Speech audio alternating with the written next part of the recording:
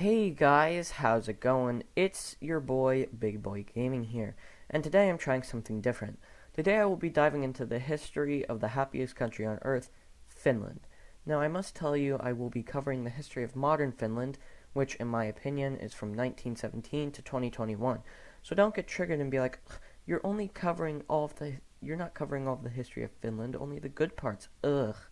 Just figured I'd put that out there. Anyway, let's get on with the video. The country of Finland started in 1917 when the February Revolution happened and Tsar Nicholas II abdicated. This was caused by the First World War and how badly Russia was doing at this point. Because of this, on December 6, 1917, Finland declared independence. Then, from January 1918 to May 1918, Finland was embroiled in a bloody civil war. The civil war was between the quote-unquote white civil guards and the Red Guards, who proclaimed the Finnish Socialist Workers' Republic. With a little help from the German Empire, the Civil Guards won the Civil War. The war killed around 37,000 men, most of which died in prison camps that were ravaged by disease. After the Civil War, the Whites wanted to establish a constitutional monarchy called the Kingdom of Finland. But in 1918, the German Empire surrendered, ending World War I, and the Finnish Parliament. Here's a little side note. The parliament was controlled by the whites at this point. I know that's kind of obvious, but I just figured I'd point that out there. Anyway, back on track.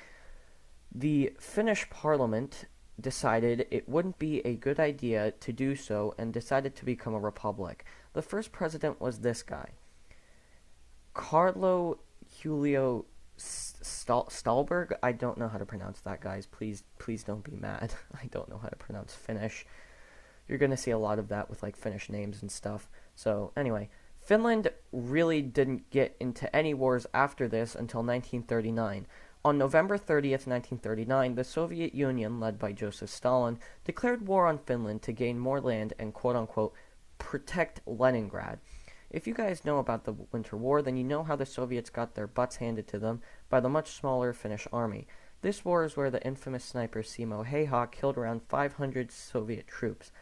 Eventually, the war turned to favor the Soviets, and the Finns had to sue for peace. The Finns lost Finnish Karelia and were very bitter at the loss of this territory.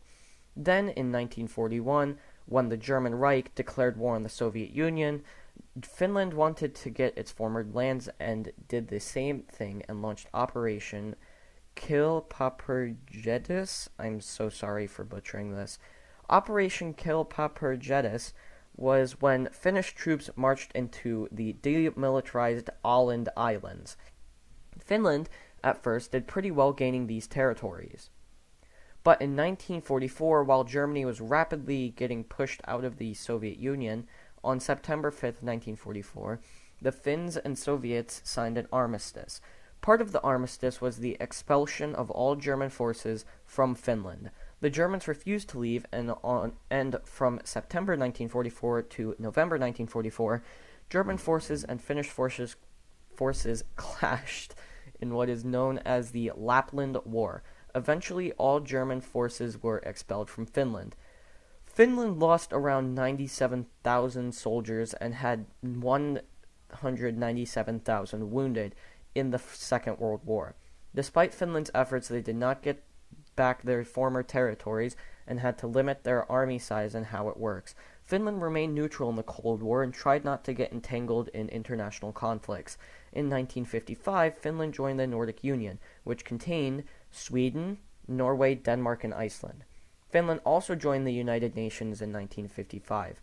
From that point on, Finland really didn't do anything on the international stage. However, in 1991, Finland entered a really bad depression caused by economic overheating. This depression was even worse than the Great Depression. Then, in 1993, the depression bottomed out and Finland started on the road to recovery. After having a vote, Finland joined the EU along with Austria and Sweden in 1995. But Finland remains one of the few European nations not in NATO, and it will probably stay that way unless Sweden joins then Finland might have a higher chance of joining. Thank you so much for watching, and make sure to like, comment, and subscribe for more history and gaming content. I will see you guys in the next one. Bye!